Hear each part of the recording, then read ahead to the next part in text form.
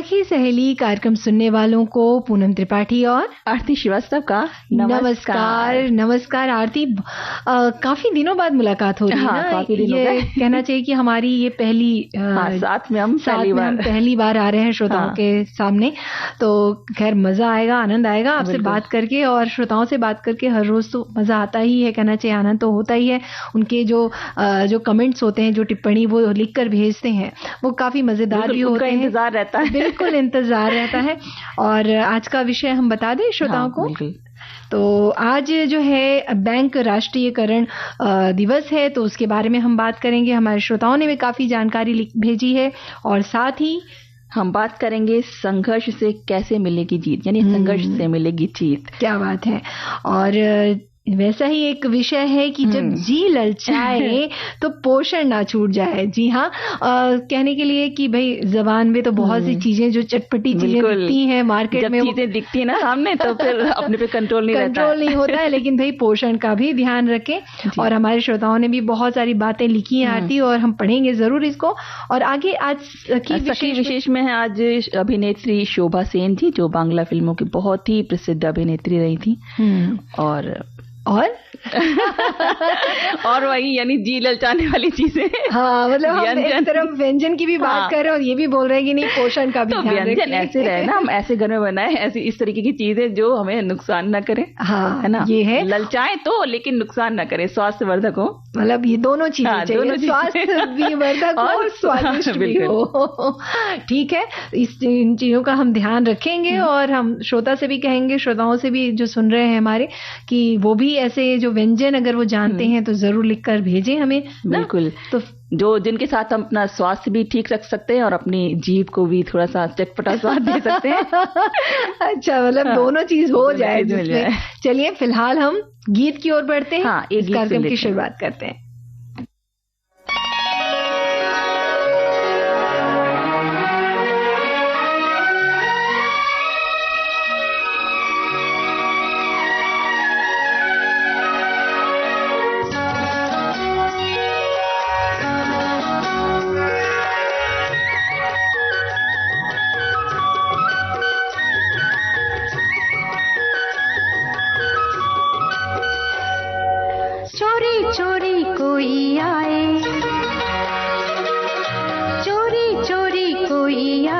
चुपके चुपके सबसे छुपके ख्वाब कई ले जाए, चोरी चोरी कोई आए,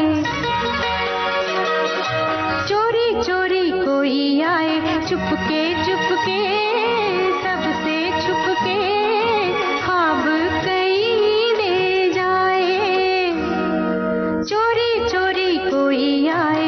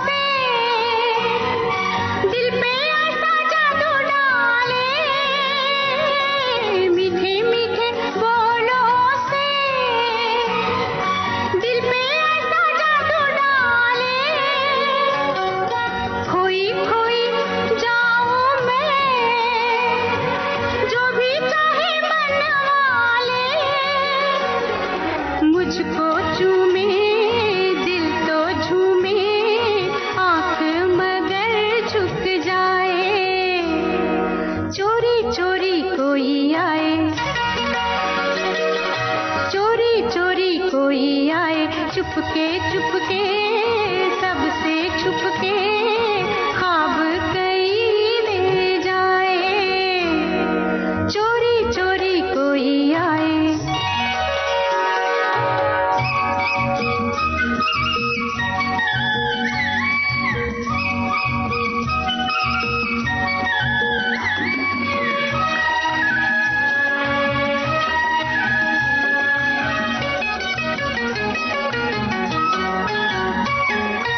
बैठी बैठी सोचूं मैं वो तो चले मुझको डस के बैठी बैठी सोचूं मैं वो तो चले मुझको डस के मुझको मार डाले ना अपने बाजुओं में कस के दिल जो धड़के ऐसे धड़के एक नशा छा जाए चोरी चोरी कोई आए चोरी चोरी कोई आए चुपके चुपके सबसे छुपके ख्वाब कई ले जाए चोरी चोरी कोई आए इतना प्यारा गीत सुन के बिल्कुल मजा आ जाता है। हाँ, शुरुआत ही अच्छी हो जाती है। बिल्कुल, और हमारे श्रोताओं को भी ये गीत बहुत पसंद है। और जैसे कि हम बात कर ही रहे थे, बैंक राष्ट्रीयकरण दिवस है, तो हमारे एक श्रोता ने लिख भेजा है कि आज से 54 साल पहले की बात है। उस दिन एक बड़ा फैसला हुआ था। ये फैसला था देश के 14 प्रमुख बैंकों के राष्ट्रीयकरण का। सरकार के इस एक फैसले ने करोड़ों भारतीयों की पहुंच बैंकों तक कर दी। कभी मेट्रो और बड़े शहरों तक ही सीमित रहने वाले सरकारी बैंक गांव कस्बे तक पहुंचने लगे। सरकारी योजनाओं को लागू करने में ये बैंक सबसे आगे रहे, लेकिन अभी भी इनकी चुनौतियां खत्म नहीं हुई हैं। और एक और श्रोता है हमारे जो लिखते हैं, बैंक राष्ट्रीयकरण दिवस भारत में 19 जुलाई को मनाया जाता है। 1969 में इस दिन भारत सरकार ने 14 प्रमुख निजी क्षेत्र के बैंकों का राष्ट्रीयकरण किया था।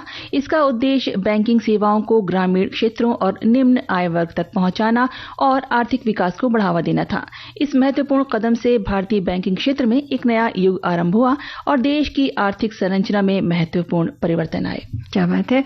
और बिल्कुल सही है कि ये जो आज का जो दिन है 19 जुलाई, इस दिन 14 महत्वपूर्ण बैंकों का राष्ट्रीयकरण किया गया था और सरकार ने देश की अर्थव्यवस्था की आवश्यकताओं को बेहतर ढंग से पूरा करने के लिए, व्यवसायों को प्रोत्साहित करने के लिए इन बैंकों का राष्ट्रीयकरण करने का निर्णय लिया था। हाँ, और पूनम, इस राष्ट्रीयकरण का मूल उद्देश्य, हर एक चीज का कोई ना कोई उद्देश्य जरूर होता है, तो इसका मूल उद्देश्य यही था कि बैंकिंग प्रणाली देश के जो आर्थिक विकास है उसके मूल जो उसके इसमें करे जाते हैं, उसके हित में जो काम किए जाते हैं उसके कार्यों में सक्रिय सहयोग प्रदान करे और बैंकिंग सेवाओं और सुविधाओं का लाभ समाज के कमजोर वर्गों सहित सभी क्षेत्रों को पहुंचाने में अहम भूमिका अदा करे। और इस प्रकार से ये प्रमुख जो वाणिज्यिक बैंकों का राष्ट्रीयकरण करने का जो मुख्य उद्देश्य था, वो 1969 में भारत सरकार ने 14 प्रमुख निजी बैंकों का राष्ट्रीयकरण किया। 1980 में 6 और बैंकों का राष्ट्रीयकरण किया गया। इसे एक ऐसी प्रक्रिया के रूप में व्यक्त किया जा सकता है जिसके द्वारा जो राष्ट्रीय, जो केंद्र की बात करें या राज्य सरकार है, किसी भी विधान के माध्यम से निजी उद्योग, संगठन, यहाँ तक कि परिसंपत्ति को अपने हाथों में लेने का अधिकार है, जिसे प्रायः सार्वजनिक स्वामित्व कहा जाता है। बिल्कुल। और 1 जनवरी 1949 को भारतीय रिजर्व बैंक है उसका राष्ट्रीयकरण किया गया था और इसी प्रकार 1955 में इंपीरियल बैंक ऑफ इंडिया का राष्ट्रीयकरण किया गया और बाद में इसे भारतीय स्टेट बैंक का नाम दिया गया, जो कि वर्तमान समय में सार्वजनिक क्षेत्र का सबसे बड़ा और महत्वपूर्ण बैंक है। और इसके बाद 1969 में 14 वाणिज्यिक और 1980 में 6 और बैंकों के राष्ट्रीयकरण के बाद राष्ट्रीयकृत बैंकों की कुल संख्या हो गई 20। और बैंकों के राष्ट्रीयकरण से भारत में बैंकिंग प्रणाली की कार्यकुशलता में सुधार हुआ और जनता का बैंकों पर विश्वास भी बढ़ा। बिल्कुल। और राष्ट्रीयकरण के मुख्य उद्देश्यों में से एक जो था वो है, एक जो कृषि है, उद्योग और निर्यात में तीव्र वृद्धि को बढ़ावा देना, नए उद्यमियों को प्रोत्साहित करना और सभी पिछड़े क्षेत्रों का विकास करना, जिससे कि देश का समग्र विकास हो सके और बैंकिंग की सुविधा सुदूर जो पिछड़े क्षेत्र हैं उन तक भी अपनी पहुंच बनाकर सबको लाभान्वित कर सके। बिल्कुल सही बात। और राष्ट्रीयकरण के बाद बैंकों की शाखाओं में बढ़ोतरी भी हुई आरती, और शहर से उठकर बैंक जो है गांव देहात की तरफ चल पड़े।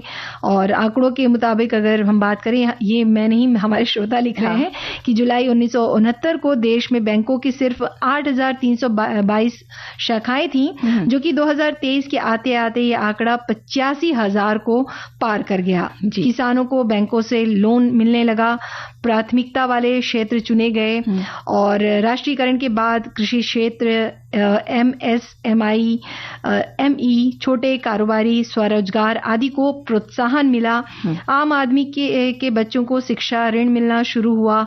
एक तरह से कहें तो ये फैसला जो है देश के आर्थिक विकास को बढ़ावा देने और करोड़ों भारतीयों तक बैंकिंग सेवाएं पहुंचाने में सहायक रहा, हम ये कह सकते हैं। क्या बात है, और बिल्कुल सही है। और आती आज अगर हम देखें भी तो बैंकों में नई नई सुविधाएं, जैसे नेट बैंकिंग की सुविधा उपलब्ध है।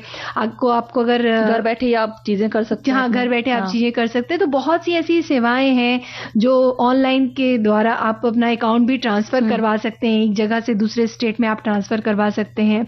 और भी मनी ऑर्डर अगर आपको सबमिट करना है या करना है तो आप वो भी आप घर बैठे ही आप कर सकते हैं। और अपने बस अपना फोन उठाइए, बस मतलब कुछ सेकंड लगते हैं, आप पैसे ट्रांसफर करना है, कुछ भी चीजें करनी है, आप फटाफट कर सकते हैं। बिल्कुल कर सकते हैं। और ये कहना चाहिए कि ये सरकार जो इन्होंने जो नए नए नियम बनाए हैं, या इन बैंकों की अगर हम बात करें तो इनके राष्ट्रीयकरण के बाद ही या इनके पहल करने के बाद ही ये सारी सुविधाएं जो है हम नागरिकों को मिली हैं।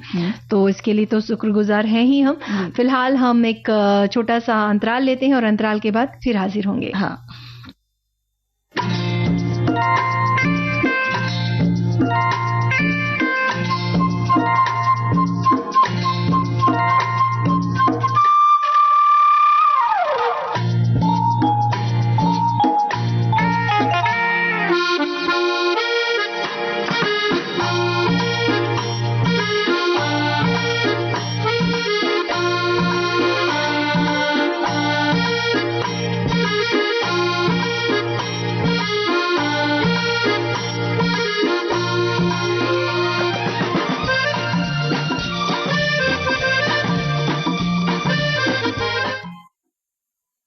तो अंतराल के बाद एक बार फिर स्वागत है सखी सहेली कार्यक्रम में।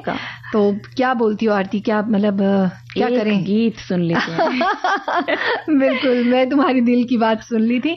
चलिए, मौसम भी गीत सुनने वाला है। बिल्कुल है।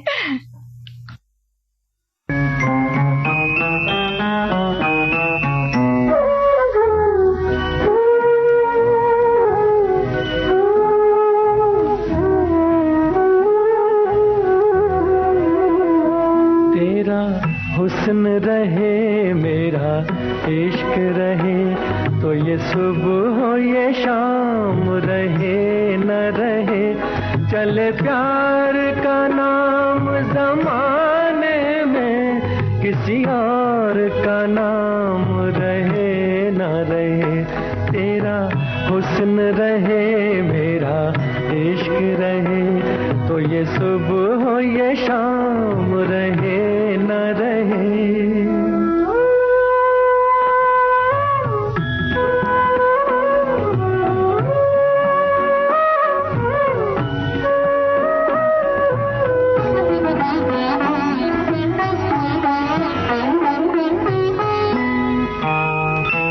मेरी प्यास का कोई हिसाब नहीं, तेरी मस्त नजर का जवाब नहीं। मेरी प्यास का कोई हिसाब नहीं, तेरी मस्त नजर का जवाब नहीं। इसी मस्त नजर से पिलाए जा, इसी मस्त नजर से पिलाए जा, मेरे सामने जाम रहे न रहे। तेरा हुस्न रहे, मेरा इश्क रहे, तो ये सुबह हो ये शाम रहे न रहे।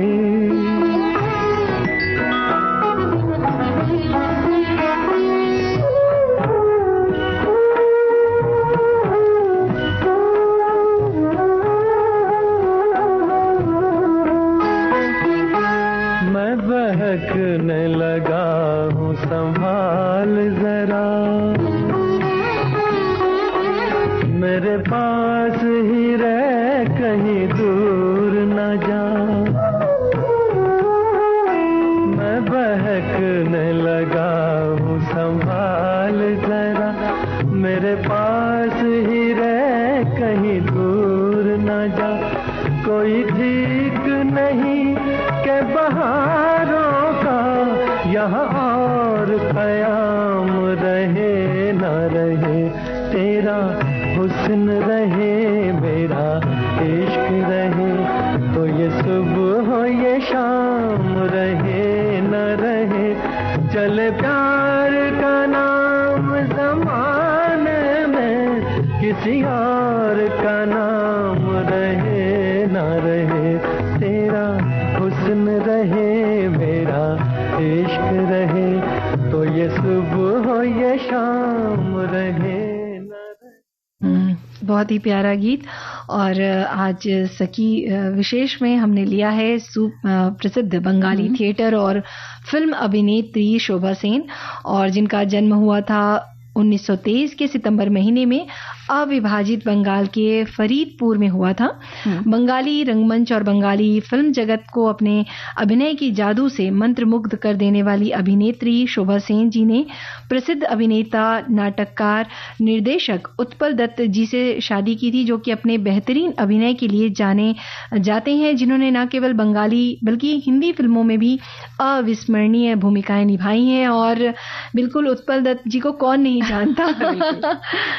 और शोभा सेन ने कोलकाता के बैथ्यून कॉलेज से स्नातक की डिग्री लेने के बाद इप्टा यानी कि इंडियन पीपल्स थिएटर एसोसिएशन में शामिल हो गए वो, और उन्होंने विजन भट्टाचार्य के नाबन्ना के ऐतिहासिक प्रोडक्शन में मुख्य भूमिका निभाई। वर्ष 1950 की शुरुआत में वो उत्पल दत्त के लिटिल थिएटर ग्रुप में शामिल हो गई, जो बाद में पीपल्स लिटिल थिएटर ग्रुप हो गया, जहां उन्होंने उत्पल दत्त जी के निर्देशन में अभिनय किया, यानी वहीं पे मिले।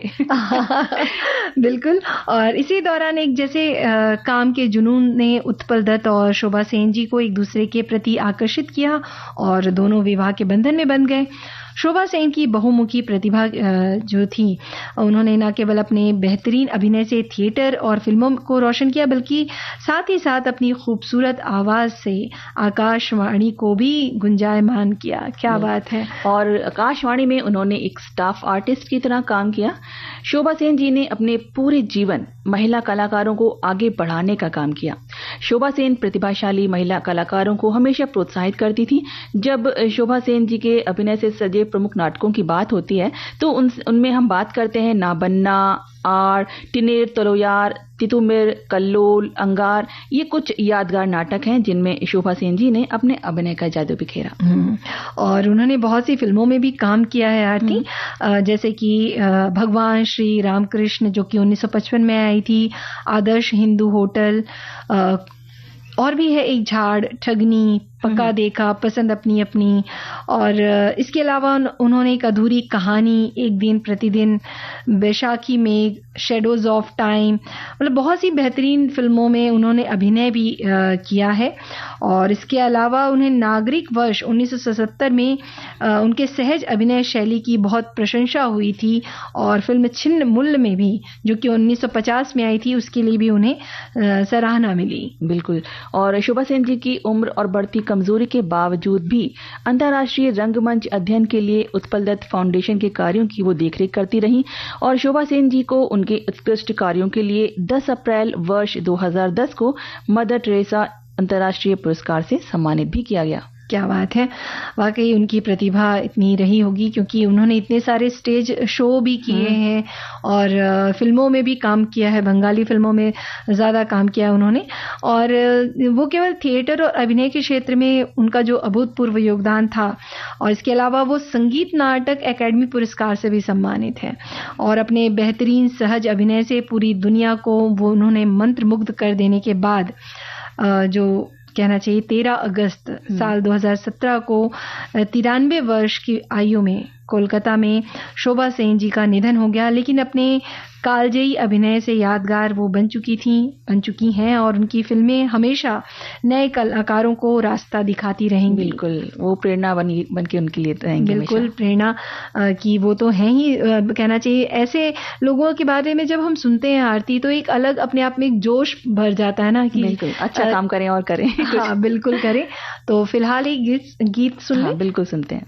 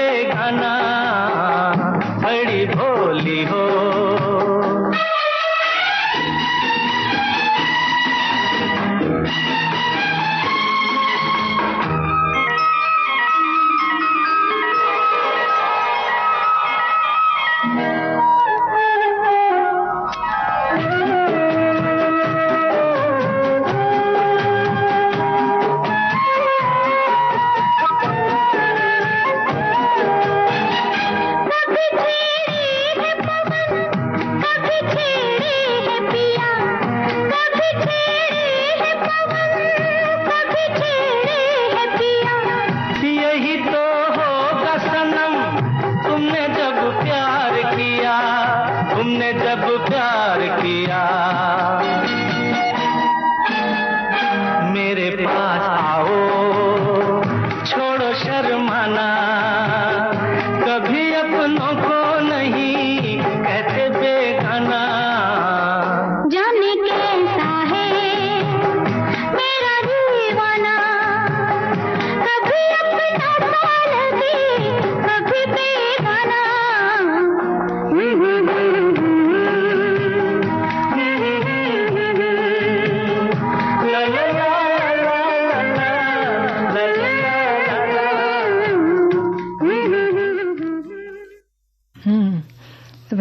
संघर्ष की बात हो रही है और कहना चाहिए कि वाकई जब हम शोभा सेन जी के बारे में हम पढ़ रहे थे, जब उनकी बातें सुन रहे थे, तो ये इतनी सफलता हासिल करने में जरूर मेहनत लगी होगी। बिना मेहनत के तो कुछ भी हासिल नहीं होता। तभी हमारे एक श्रोता ने लिख भी भेजा है कि संघर्ष जो है मानव जीवन का एक आभूषण है, मत छोड़ो गलत समझकर उसका आकर्षण, तुम पहचानो अपनी शक्ति को जिससे लड़कर तुम जीत सको, तुम्हारी तय मंजिल तभी मिलेगी जब मन की निराशा पर जीत मिलेगी, कर्म करने का हो उद्देश्य सदा, संघर्ष की जीत होगी सर्वदा। क्या बात है। और एक और श्रोता है जो लिखते हैं कि संघर्ष से मिलेगी जीत, सोना को भी आग में तप कर निखरना पड़ता है, संघर्ष सफलता की कुंजी है, लक्ष्य प्राप्ति के लिए संघर्ष करना ही पड़ता है, जीवन में जितना ही कठिन संघर्ष होगा तो समझ लीजिए सफलता आपसे दूर नहीं है, मधुरता का एहसास कड़वा खाने के बाद ही मिलता है। क्या बात है। सही बात है। इन्होंने फिर खाने की बात कड़वा खा लो ना, उसके बाद ही मीठे का स्वाद पता चलता है कि हाँ कितनी जरूरत है इसकी। बिल्कुल सही बात। और वैसे ही हमारे एक श्रोता ने भी लिख भेजा है कि स्वामी विवेकानंद जी कहते थे कि उठो जागो और संघर्ष करो और तब तक मत रुको जब तक कि तुम अपने लक्ष्य को पा न लो। संघर्ष का दूसरा नाम जिंदगी है, जिसके जीवन में संघर्ष नहीं उसका जीवन जीवन नहीं। सीखने सिखाने और अनुभव पाने का नाम ही तो संघर्ष है। बिल्कुल।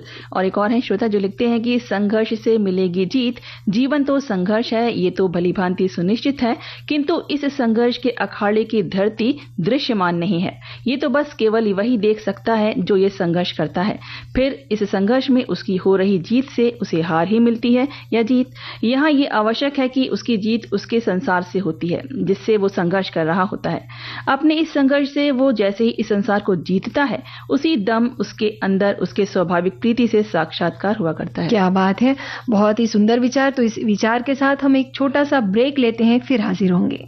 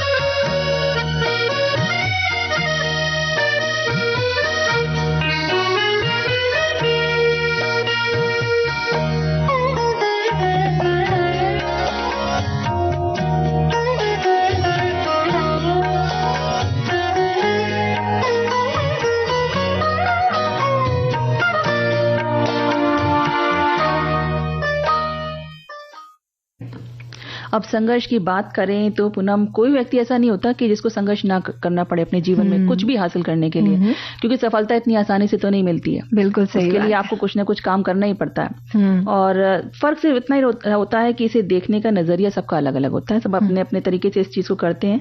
और अगर हमें अपने लिए बेहतर जीवन चाहिए, कुछ ऐसा है हमारा लक्ष्य कि हमें उसे हासिल करना ही करना है अपने जीवन में, तो उसके लिए हमें प्रयास तो करना ही पड़ेगा और वही संघर्ष है हमारा, उस चीज की तरफ बढ़ना ही संघर्ष है हमारा। बिल्कुल सही बात। और ये भी है कि जीवन में मतलब कहना चाहिए जिंदगी में जब भी एक नई चुनौती आती है, कठिन चुनौती आती है, और जितनी बड़ी चुनौती होती है ना, सफलता भी उतनी ही बड़ी होती है। ये बात तो बिल्कुल सही है।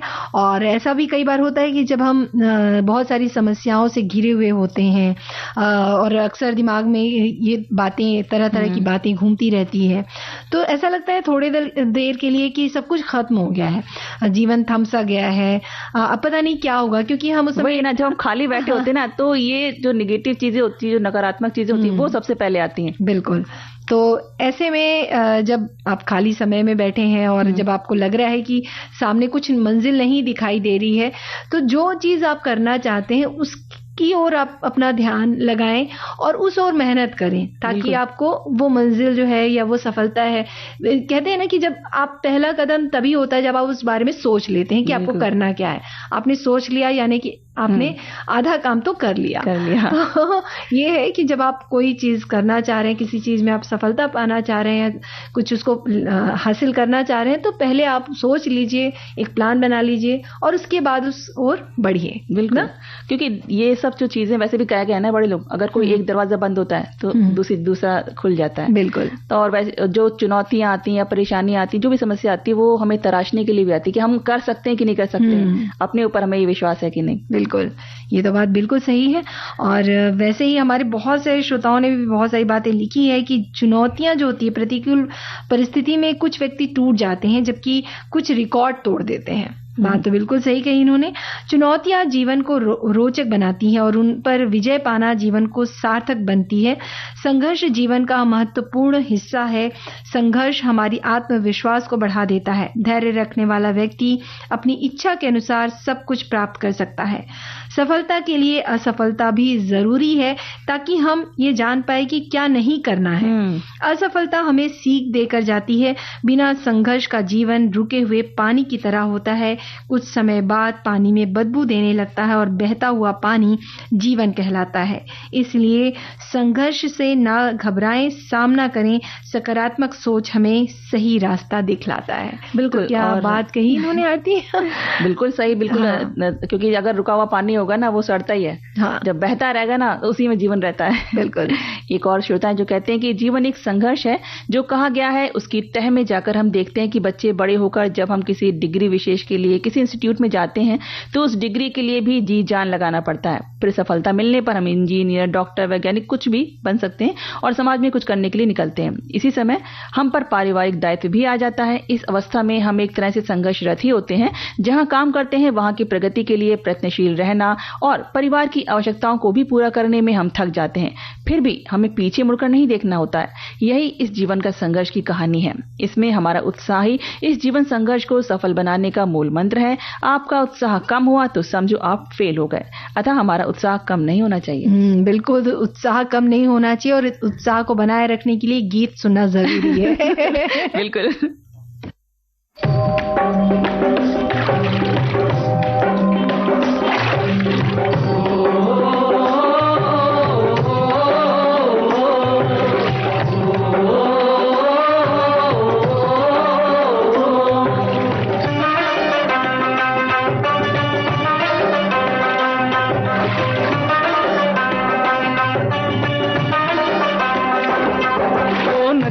चले चले रे धारा,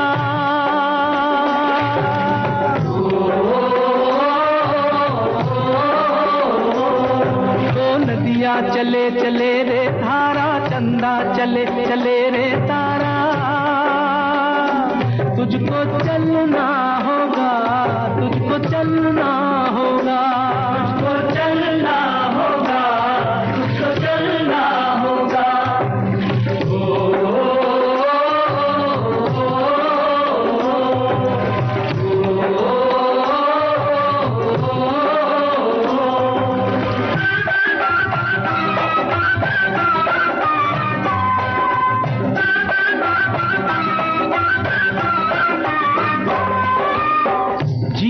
कहीं भी ठहरता नहीं है, जीवन कहीं भी ठहरता नहीं है।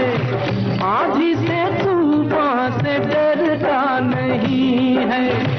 तू न चलेगा तो चलते गिरा है,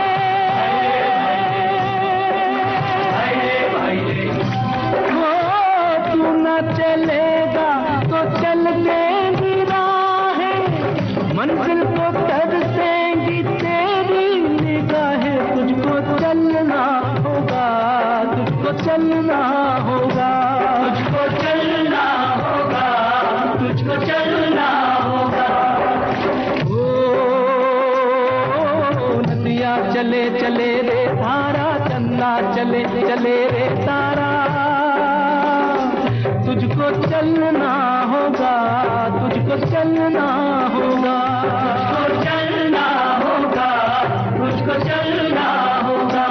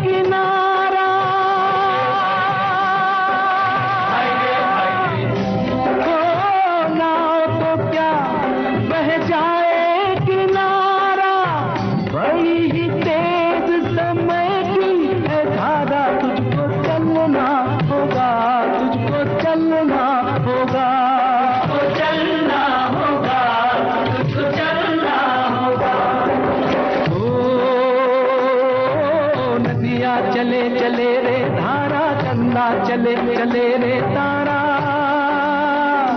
तुझको चलना होगा, तुझको चलना होगा, तुझको चलना होगा, तुझको चलना होगा।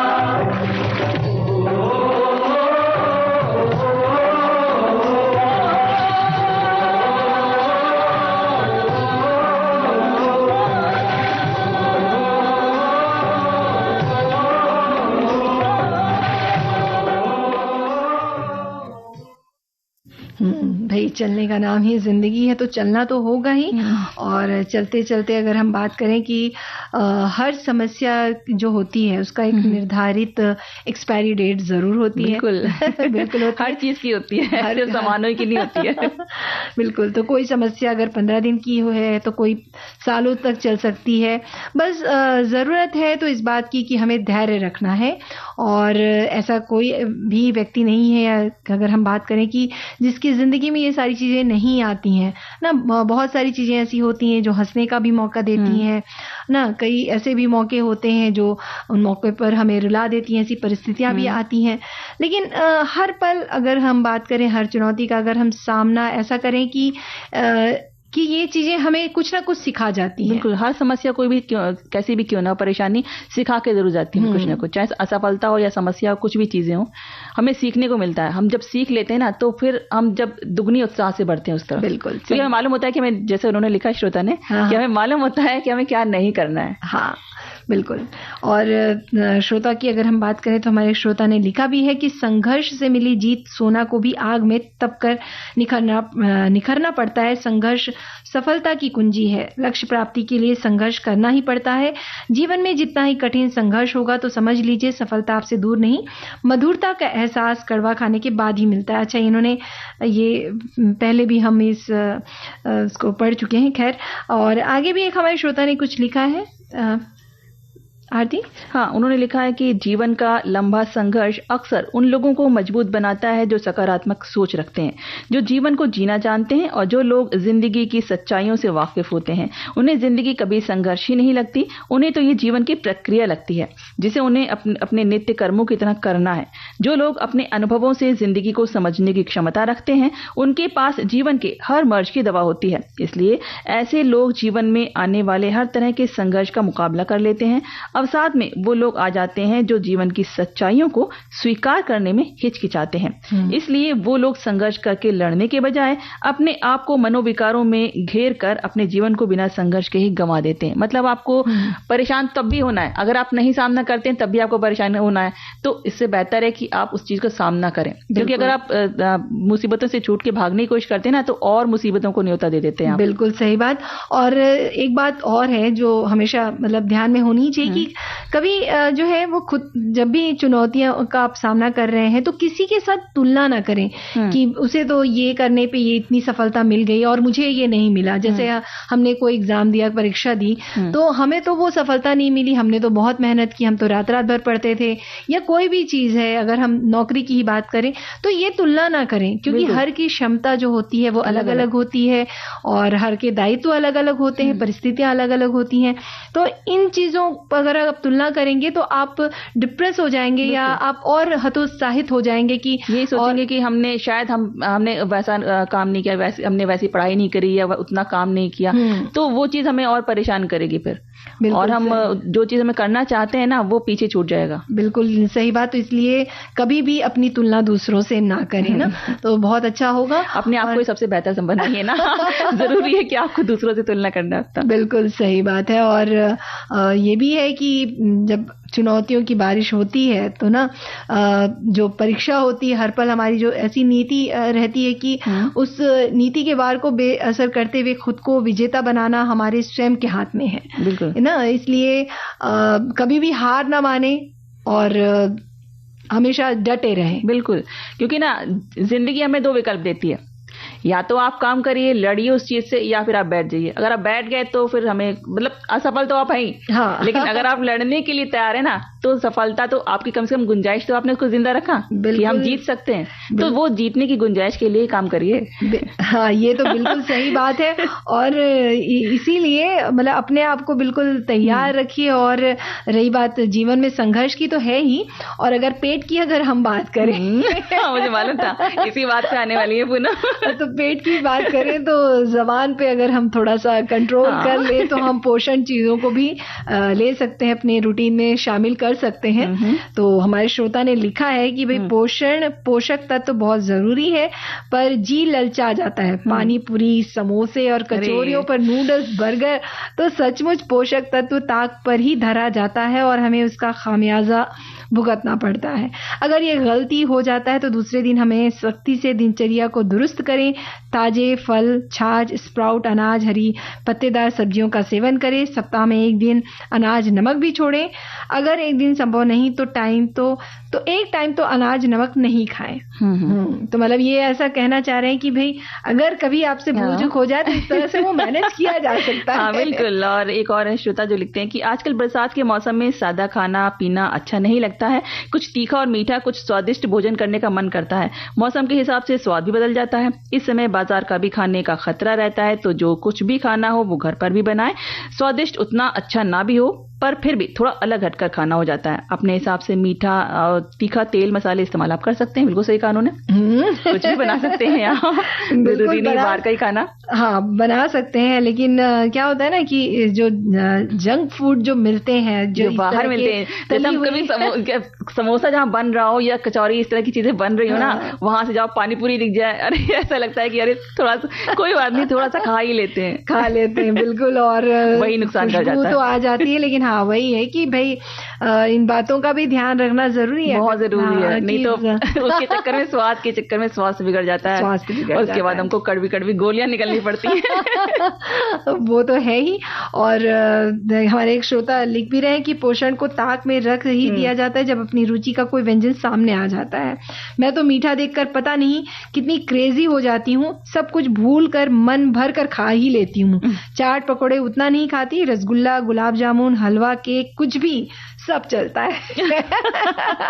इनकी बात सुन के तो मुझे भी, मेरे मुंह में भी पानी आ गया। बिल्कुल। और एक श्रोता का तो लिखना है कि जी जो रहती है ना बात की यहाँ ललचाने की, तो फितरत ऐसी है कि मीठा देखने के बाद हम रुक नहीं सकते, और एक जमाने में सुबह सुबह बिना दातुन के मिठाई के 1, 2, 3 पीस खा लेना आम बात थी। तो भाई ये है, लेकिन हाँ ठीक है, पेट की बात अगर करें और मुंह की बात करें तो भाई लाजमी है, जब नाक में जब सुगंध जाएगी और मीठा दिखेगा तो हम कर ही लेंगे। लेकिन फिर भी कोशिश यही करें कि जैसे कि इन्होंने कहा ही ना कि पोषक जो चीजों का ध्यान रखें। अगर आपने खा लिया तो दूसरे दिन आप नमक ना खाएं, कम खाएं, एक टाइम जो अनाज कर लें, एक दिन का उपवास रख लें। उपवास ही रख लें, तो थोड़ा सा तो एक दिन मन भर खा लिया तो एक दिन छोड़ दीजिए।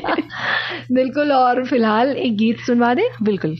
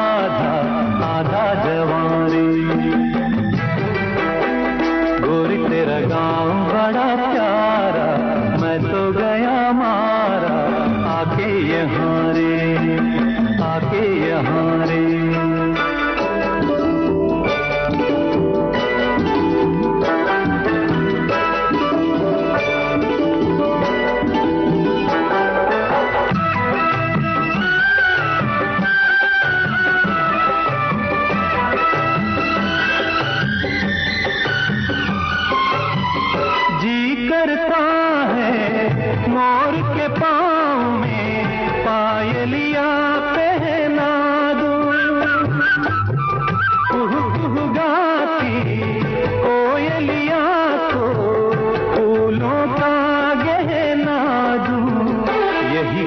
अपना बनाने को, पंछी करे देखो तिनके जमारे, तिनके जमारे। गोरी तेरा गाँव बड़ा प्यारा, मैं तो गया मारा, आके यहाँ रे, आके यहाँ रे।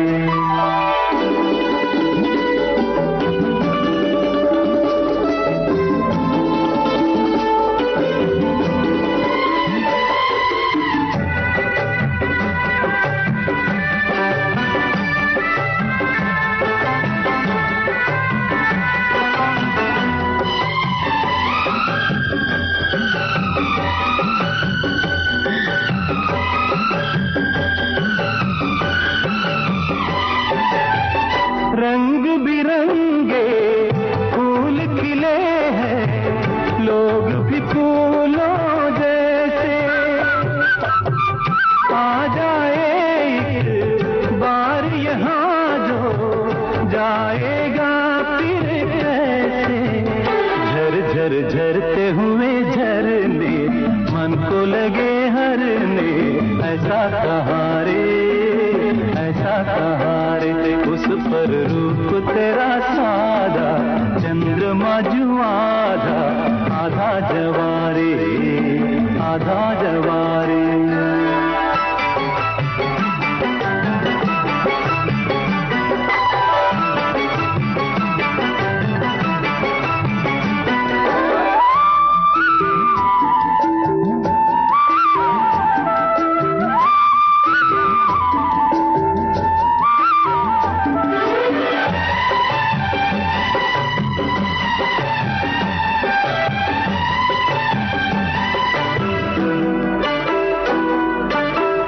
परदेसी अनजान को ऐसे कोई नहीं अपनाता,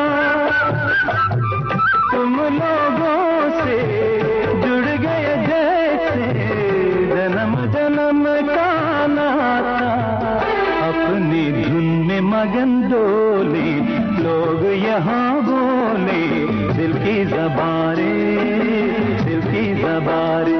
गोरी तेरा गाँव बड़ा प्यारा, मैं तो गया मारा, आके यहाँ रे। उस पर रूप तेरा सादा, चंद्रमा जो आधा, आधा जवारे।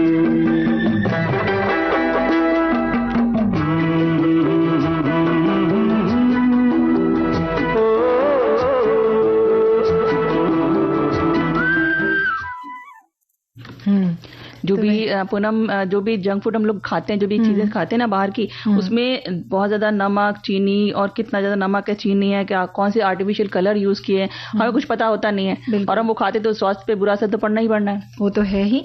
और यहाँ पर सिर्फ इतना ही नहीं है, अनियंत्रित कैलोरी भी इसमें कहना चाहिए होती है, जिसकी वजह से शरीर में जो मोटापा बढ़ जाता है ना।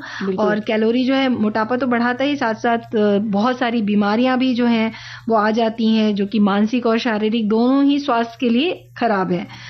और बिल्कुल, और जो छोटे छोटे बच्चे हैं आजकल, तभी देखो कितने छोटे छोटे बच्चे हैं, वो भी इतने मोटापा उनको घेरे रहता। मोटापा होने की वजह से उनको पता नहीं कौन कौन सी बीमारियां भी परेशान करती हैं, क्योंकि मोटापा सब बीमारियों की जड़ है, कुछ ना कुछ परेशानी उससे होती ही होती है। वो तो है ही।